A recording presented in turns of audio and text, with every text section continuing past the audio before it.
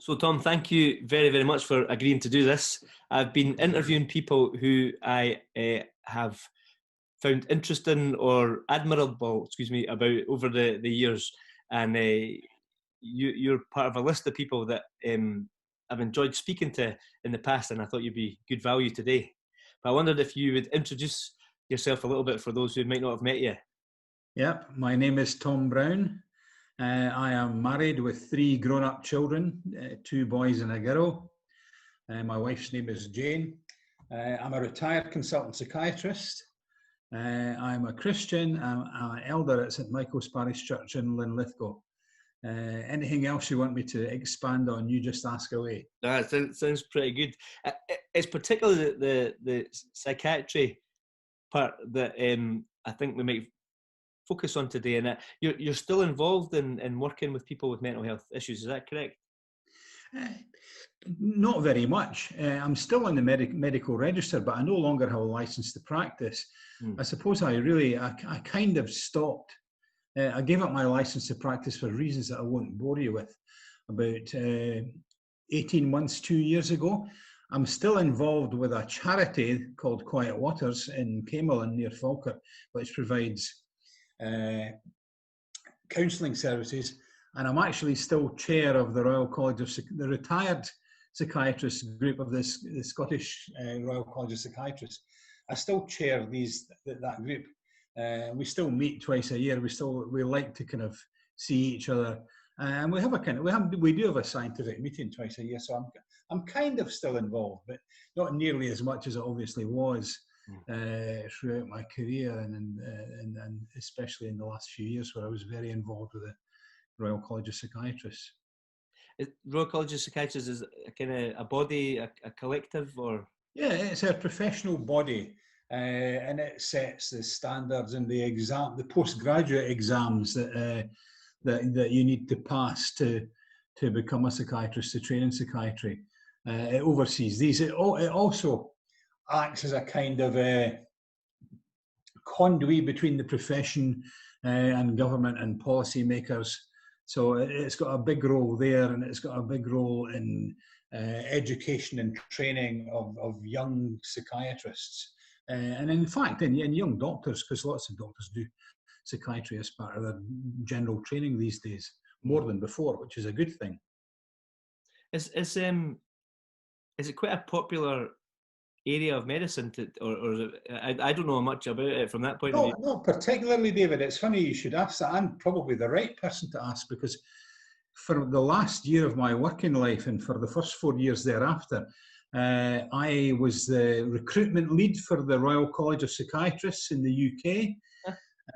And you'll glean from that, or you probably should glean from that we needed a recruitment lead because we've had recruitment problems quite consistently over a number of years. Things have got a bit better, but it's not always been the most popular of specialties for a variety of reasons. So, but things have got a bit better, and I greatly enjoyed that job as the college's recruitment lead, because it involved visiting a lot of medical schools, interacting with medical students and young doctors, and I absolutely loved it.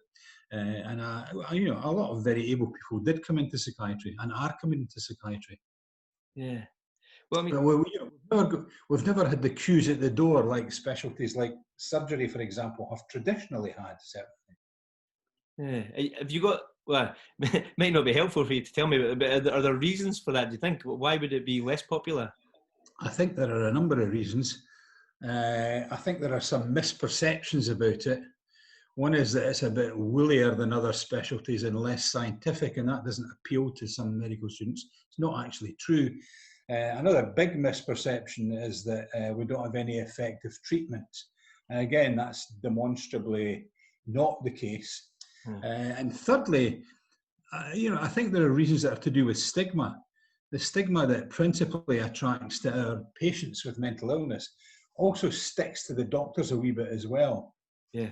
And historically, if you look at, although every government, UK and Scottish, has paid lip service to parity or equality between mental health and physical health services, it's never actually, things have got a bit better, definitely, but it's never actually been the case.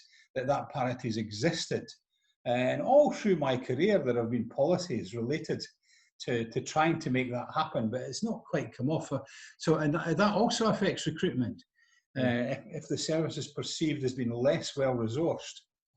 And historically, certainly when I started working in psychiatry in the early 80s, a lot of the places that psychiatrists worked in were absolute dumps that were falling apart. And that gives it a kind of message as well. So I think there are a number of interrelated reasons why over a period of time, it's not always been easy to get people to come to psychiatry. I would love to ask a bit more about that in just a second, but something I've always been interested in is, what's the difference between a psychiatrist and a psychologist for punters like me? Yeah. The main difference is psychiatrists are doctors.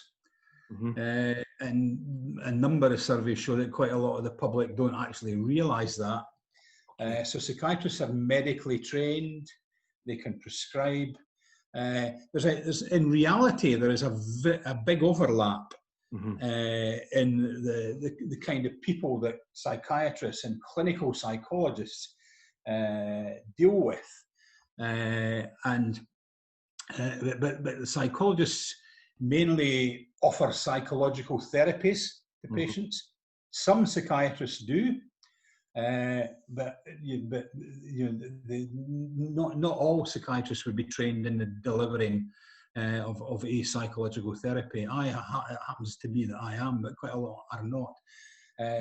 If you were being sarcastic, some would say the difference between a psychiatrist and a psychologist is about 20 or 30K a year. Yeah. I'm sure there's a psychologist think that.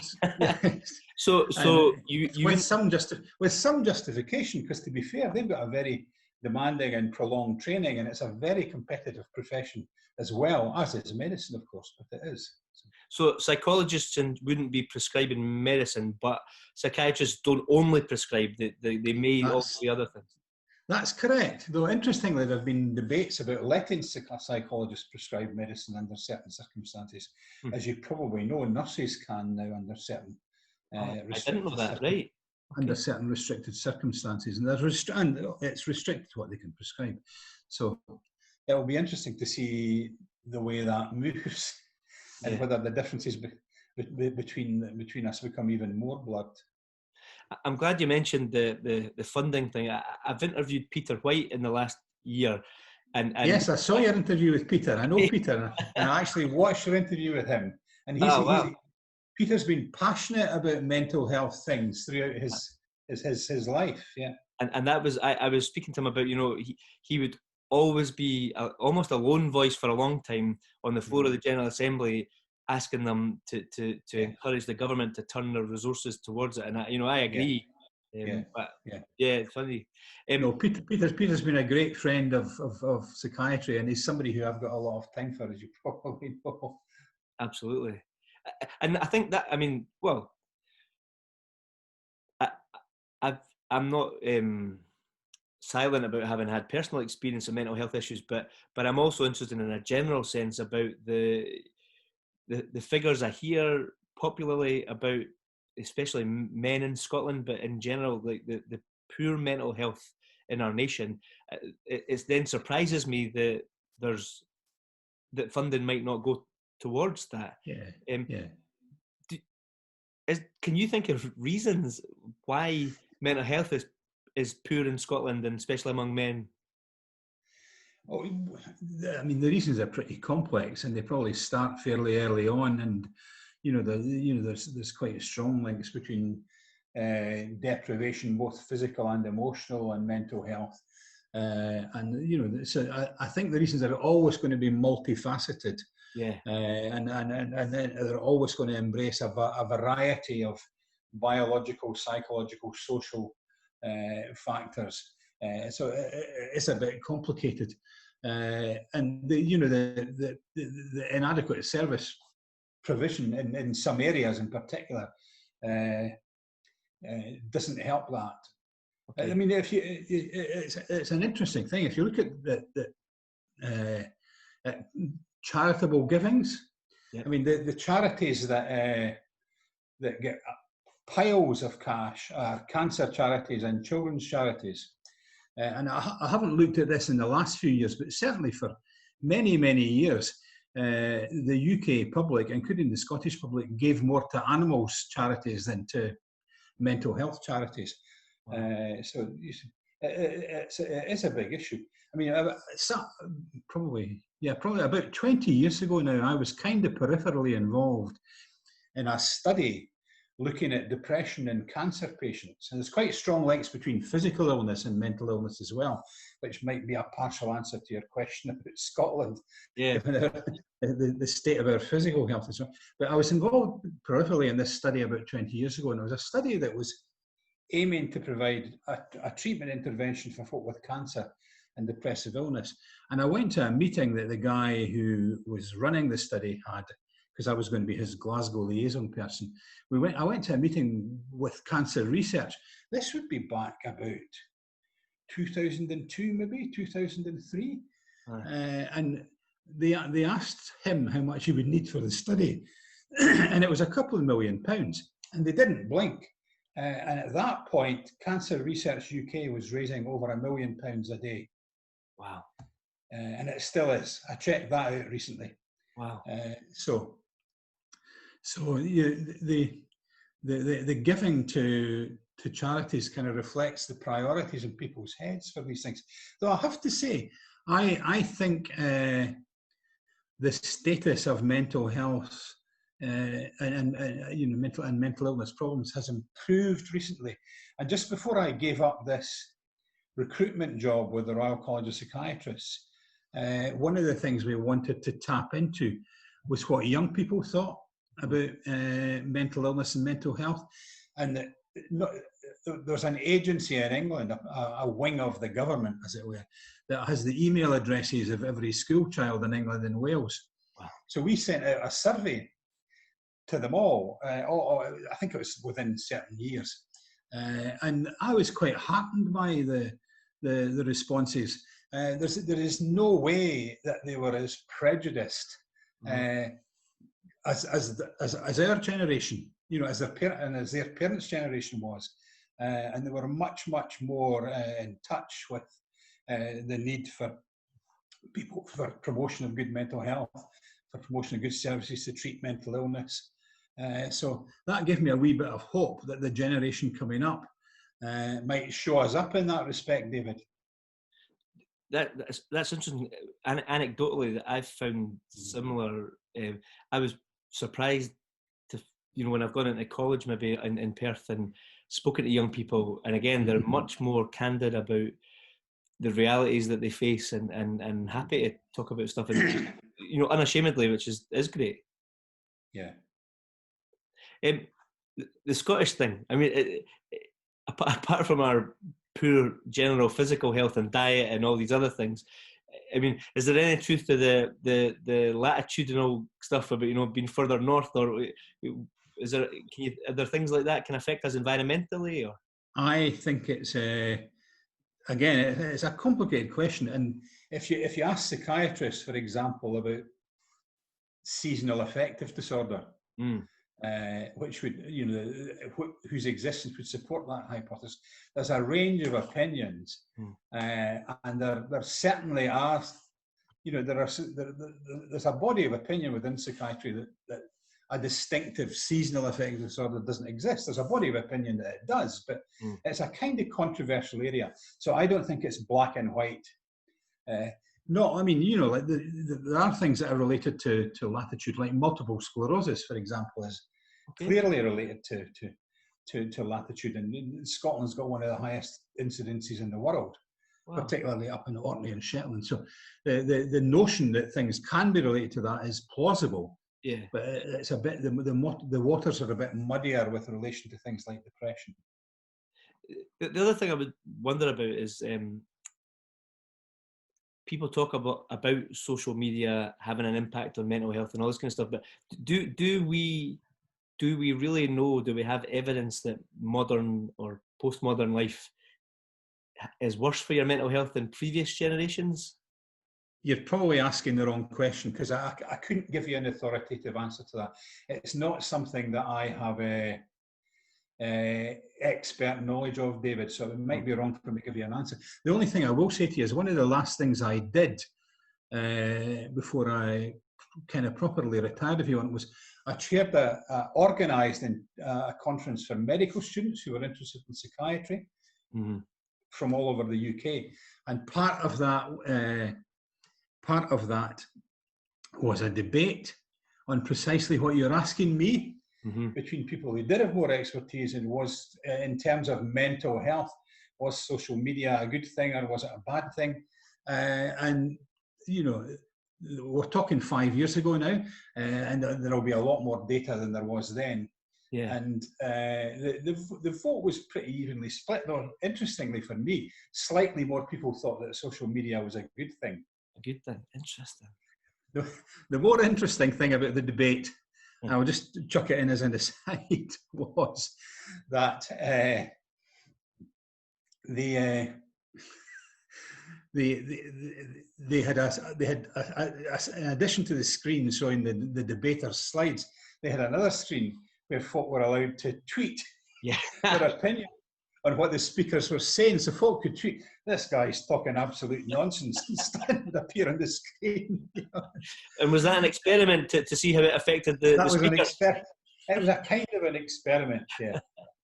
But it was. There's nothing like instant feedback. We have tried that in church before. We have kind of we have discussion type services sometimes. Yeah. And a while back I did put up a live Twitter feed to the church Twitter, and not everything people put up was helpful, you know. I stole that idea for Johnny DeGroot in Glasgow. Right, yeah. He was saying it's also important to ensure that people know there's an anonymity if you ask folk to text you questions, because if you just use your normal SIM card, it's yeah, quite. There are a few hazards, yes. Yes. but there's a lot of great stuff on. There is a lot of great mental health stuff online as well, you know. And I suppose I mean, there's loads of stuff. The issue with that, it's a bit like Wikipedia extended, is the quality control. Yes. But there's absolutely loads of good stuff. There's also loads of nonsense. Yeah. I suppose you need a bit of knowledge beforehand then to discern. Yeah. I'm interested. You're very open about your faith, and in the past we've talked about theology, and you've put me onto good books to look at and stuff. But is there any special difficulty in being a certain type of, being a psychiatrist, doctor, and faith? Does that bring up other questions you maybe don't get in other parts of medicine? Possibly. I mean, historically, there's always been a fair bit of antipathy between psychiatry and Christianity. And to be fair, I think that's probably gone in both directions. Okay. It would be true to say that, I mean, for example, when I went into psychiatry in the early 80s, having done a bit of medicine first, a lot of my friends thought that it was a crazy thing to do, and there was no place for Christians to be. Fortunately, there were friends in crucial places who thought otherwise, including my then minister, Jim Phillips, and his wife, who was a psychiatrist. Mary was a psychiatrist. So I had plenty support going in. But you would have to say there was a bit of antipathy from the Christian community, but there's a bit of antipathy towards Christianity from the psychiatric community. If you look at it historically, some of the major figures in the development of British psychiatry, for example, Henry Maudsley, after whom the big psychiatric establishment in London's named, were quite anti-Christian. And Freud's anti-religion, and including anti-Christian, but it was broader than that, it was anti-religion stance is well known. So it was perceived as kind of hostile territory.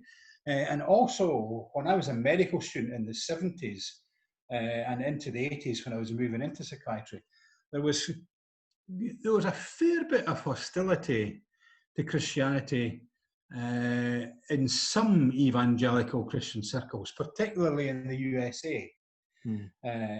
And in fact, if you're talking about online, if you Google psychiatry and Christianity, there are still a lot of anti-psychiatry Christian websites out there.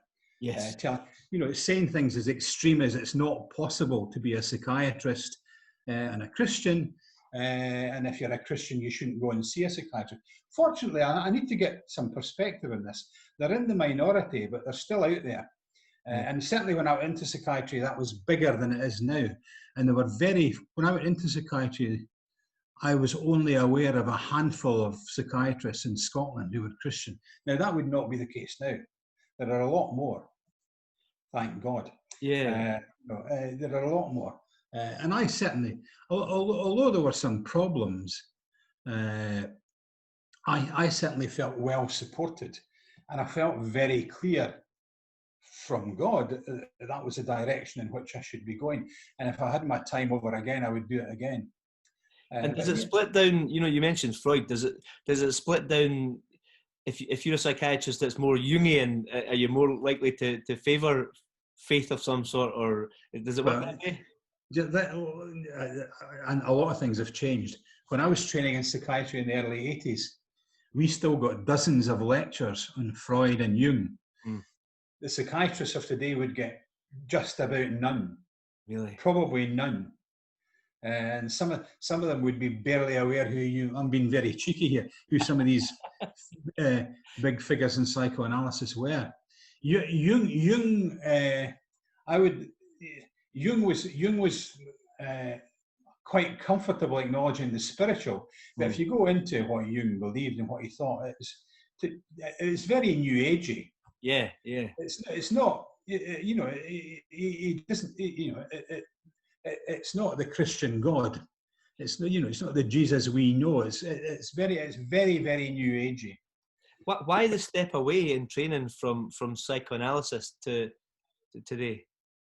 I think the step away is probably because psychiatry has, in the last 20, 30 years, has got more evidence-based. They want to know that there's evidence for hypotheses. They want to know that there's evidence for treatments. And although there may be some evidence for example, for psychoanalysis, there has been a culture in that wing of not looking for the evidence, which has improved. I mean, the evidence for psychological treatments in general has rocketed in the last 20, 30 years. But historically, these figures like Freud and Jung were never that bothered about evidence as we know it today. And so they were seen as increasingly peripheral. I think, to be fair, particularly in relation to Freud, some things have been lost.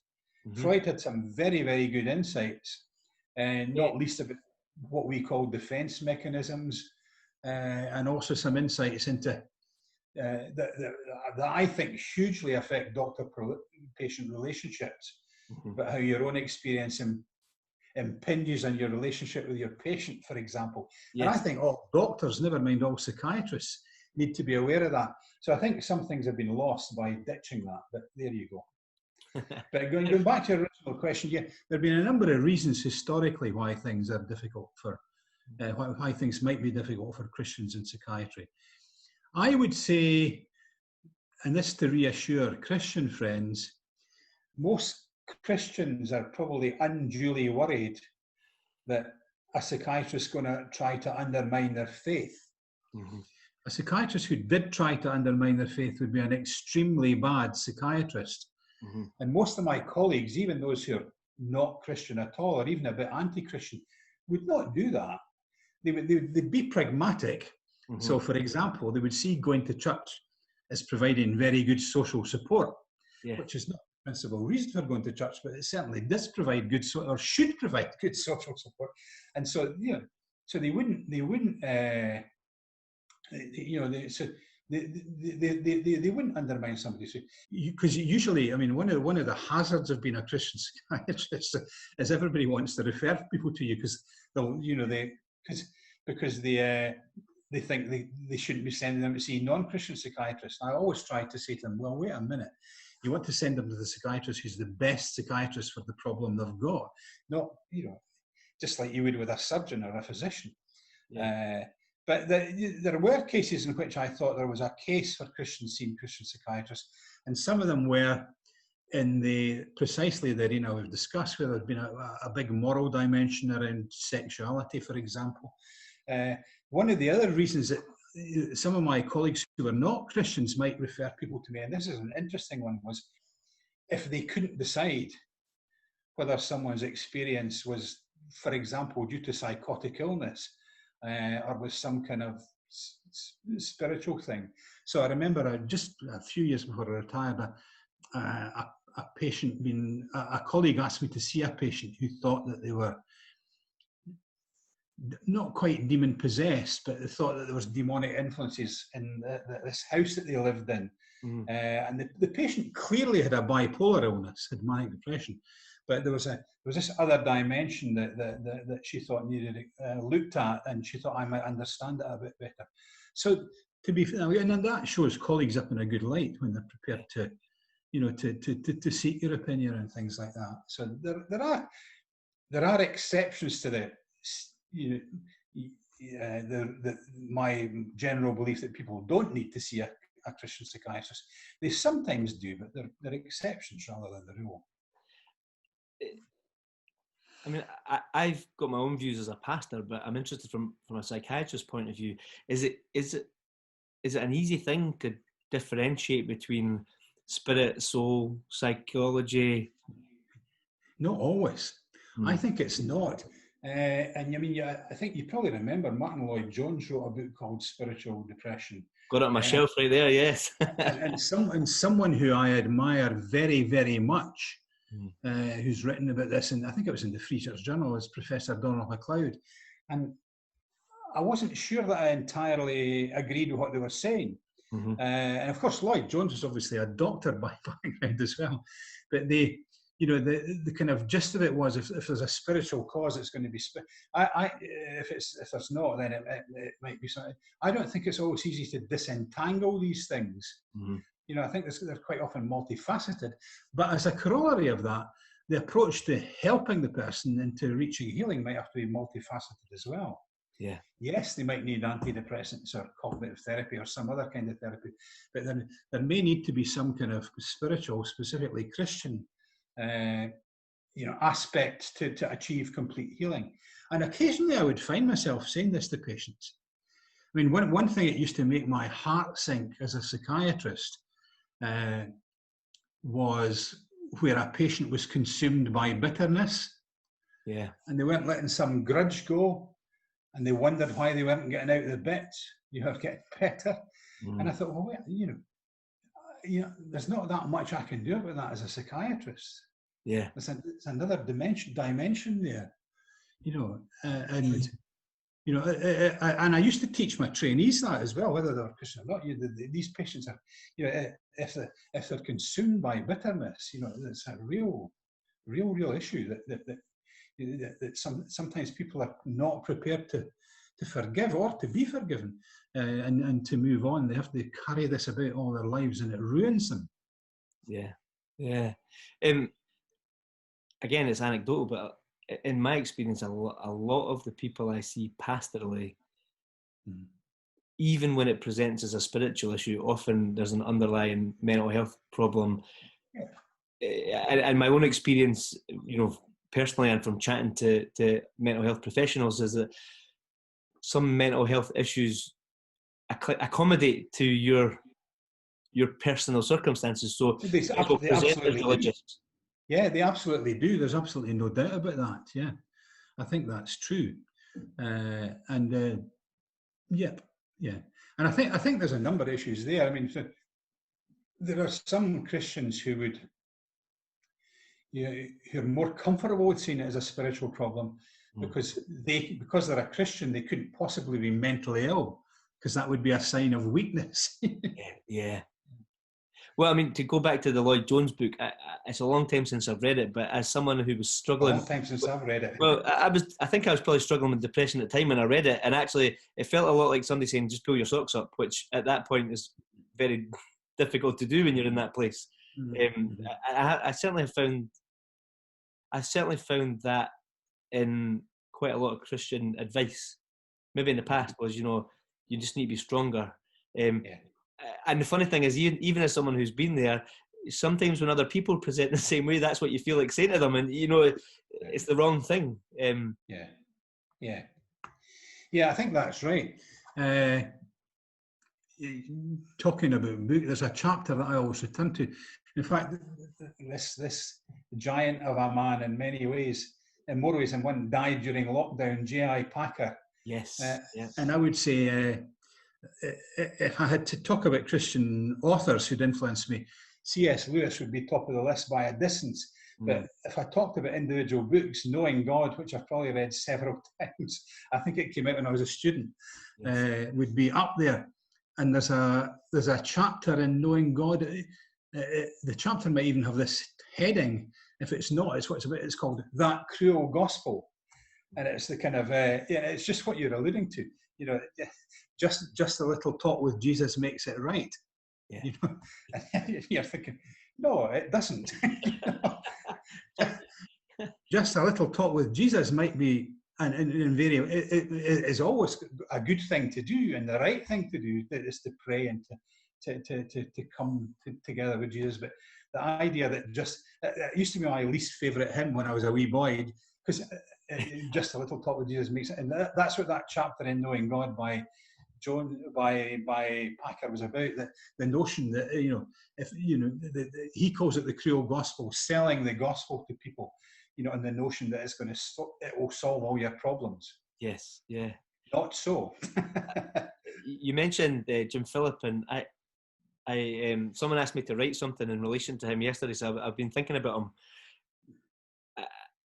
and I probably didn't appreciate him or his writing because I was a kid or a teenager, so I quite often discover stuff years later.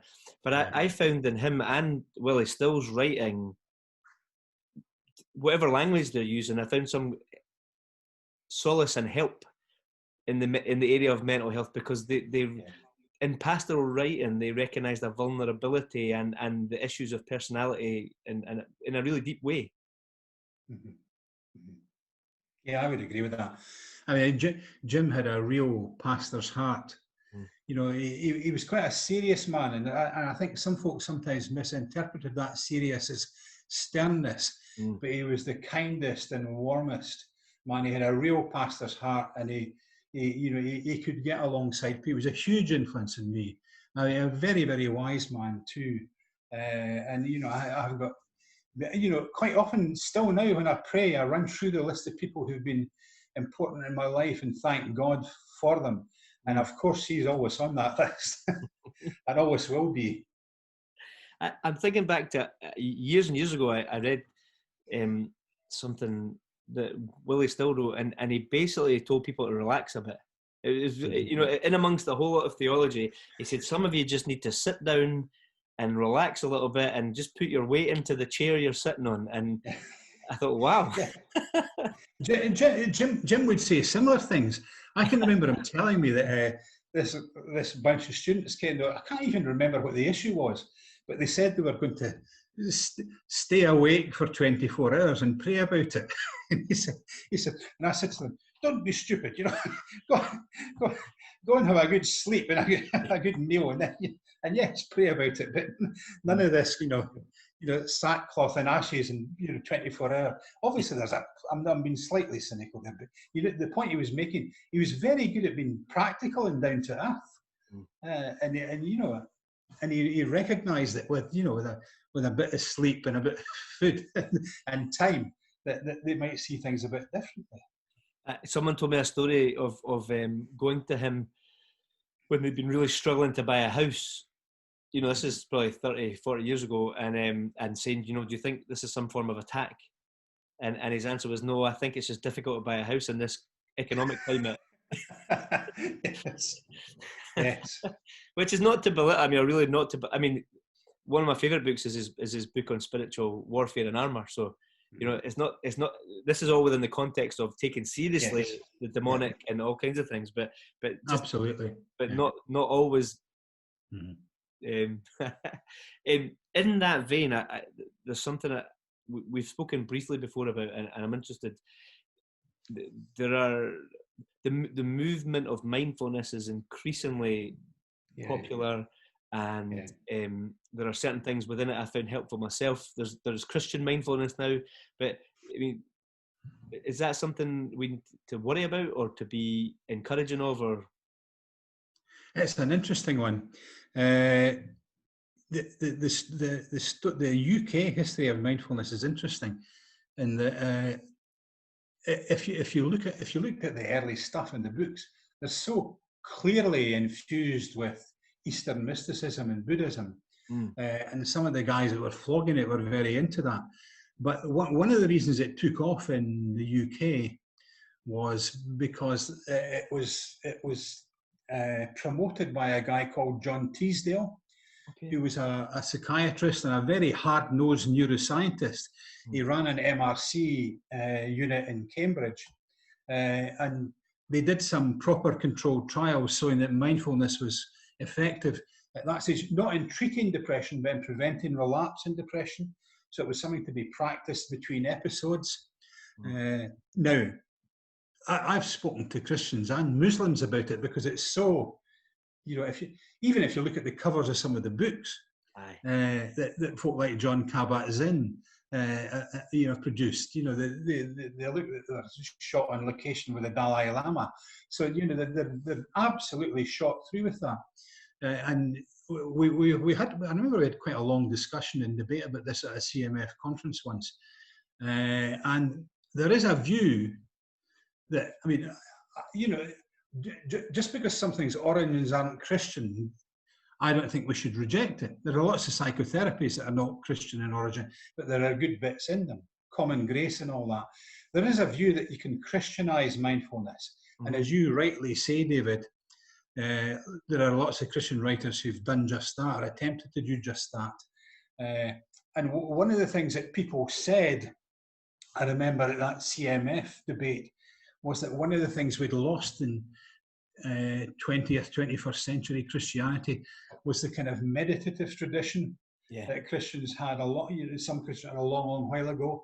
And it might bring us back to that, and that might be a helpful thing. And I think that's probably true. So just as I would distinguish between behaviorism, for example, as a worldview, and behavioral treatments in psychology and psychiatry, then while we might reject some of the worldviews behind the original mindfulness packages, I don't think we should necessarily throw the baby out with the bathwater. I think there are things we can learn from it. I spent an entire evening trying to find an app that helped you with your breathing that wasn't also trying to teach you, other things. And I did find, eventually I found some, and again, though, very, very, very helpful to learn to breathe properly. But there's a bit, I suppose the same arguments have been said about yoga, which some people who are Christians find incredibly useful and others are wary of. But the Christian meditation thing I'm interested in, that does seem to be lacking in a kind of conservative evangelical approach, is a meditative thing. And from my own studies, there's not a huge amount there. And if there's some very, very useful stuff from the Celtic community, there's some very, very useful stuff from the Roman Catholic community. There's not an awful lot from the sort of Reformed tradition, about certainly currently. Maybe in the past, but I mean, are you aware of anything that people use that's not? Yeah, I knew you were going to ask me that there. And there's a book I've actually got it through next door on my bookshelf, but I can't remember the author's name. And you can send it to me later. I'll put it up in the comments. I might be wrong about this, but you can check it out. Is it Richard Foster? Does that ring a bell with you? Yeah. Richard Foster. There's a number of books on spiritual discipline.